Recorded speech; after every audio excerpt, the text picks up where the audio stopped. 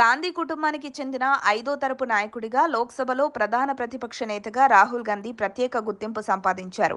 దాదాపు 22 ఏళ్ల రాజకీయ అనుభవంతో ఆయన 5 సార్లు ఎంపీగా ఎన్నికయ్యారు. యూపీఏ 1, యూపీఏ 2 ప్రభుత్వాల సమయంలో కీలక పాత్ర పోషించినప్పటికీ కేంద్ర మంత్రిగా బాధ్యతలు స్వీకరించలేదు. ప్రధాని పదవి విషయంలో కూడా ఒక దశలో అవకాశం ఉన్నప్పటికీ అప్పట్లో ఆయన ముందుకు రాలేదు. 2014 నుంచి 2024 వరకు జరిగిన 3 లోక్సభ ఎన్నికల్లో కాంగ్రెస్ వరుస పరాజయాలను ఎదుర్కొంది. అయితే 2024 ఎన్నికల్లో బీజేపీ స్పష్టమైన మెజార్టీ సాధించకపోవడం, కాంగ్రెస్ సీట్లు 100కు చేరువ కావడం ఆ పార్టీకి కొంత ఊరటనిచ్చింది. అసెంబ్లీ ఎన్నికల్లో మాత్రం కాంగ్రెస్ అనుకున్న ఫలితాలు సాధించలేకపోయింది. అయినప్పటికీ 2029 సాధారణ ఎన్నికలపై ఆ పార్టీ ఆశలు వదలలేదు. లోక్సభ ఎన్నికలు వేరు, జాతీయ స్థాయిలో రాజకీయ సమీకరణాలు వేరని కాంగ్రెస్ భావిస్తోంది. వరుసగా 3 సార్లు అధికారంలో ఉన్న బీజేపీపై వ్యతిరేకత పెరుగుతుందనే అంచనాతో వచ్చే ఎన్నికల్లో తమకు అనుకూల వాతావరణం ఉంటుందని కాంగ్రెస్ విశ్లేషిస్తోంది. ఇటీవల తెలంగాణ పర్యటనలో రాహుల్ గాంధీ చేసిన వ్యాఖ్యలు పార్టీ శ్రేణుల్లో ఉత్సాహాన్ని నింపాయి.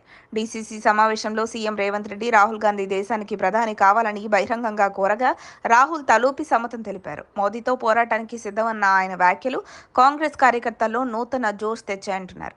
అయితే రాజకీయ విశ్లేషకుల అభిప్రాయం ప్రకారం అవకాశాలు చేతిలో ఉన్నప్పుడే ఉపయోగించుకోవాలి. యూపీఏ 2 సమయంలోనే రాహుల్ కేంద్ర మంత్రిగా బాధ్యతలు చేపట్టి అనుభవం సంపాదించుంటే ఆయన రాజకీయ ఇమేజ్ మరింత బలపడేదని కాంగ్రెస్ వర్గాల్లో కొందరు భావిస్తున్నారు. ఆ తర్వాత కాలంలో పార్టీకి కష్టకాలమే ఎక్కువగా ఎదురైంది. 2029లో కాంగ్రెస్ అధికారంలోకి రావాలంటే ముందున్న దారి సులభం కాదు. ఇండియా కూటమి మిత్రపక్షాలన్నీ ఏకాభిప్రాయంతో ముందుకు రావాలి. రాహుల్ గాంధీ తన నాయకత్వ సామర్థ్యాన్ని మరింత స్పష్టంగా ప్రజల్లో చూపించాలి. బీజేపీ విధానాలకు ప్రత్యామ్నాయ ఆలోచనలను రూపొందించి ప్రజల మద్దతు పొందాలి. అదే సమయంలో పార్టీని బలోపేతం చేయడం, వదిలి వెళ్లిన నేతలను తిరిగి దగ్గర చేసుకోవడం వంటి వ్యూహాలు అవసరం.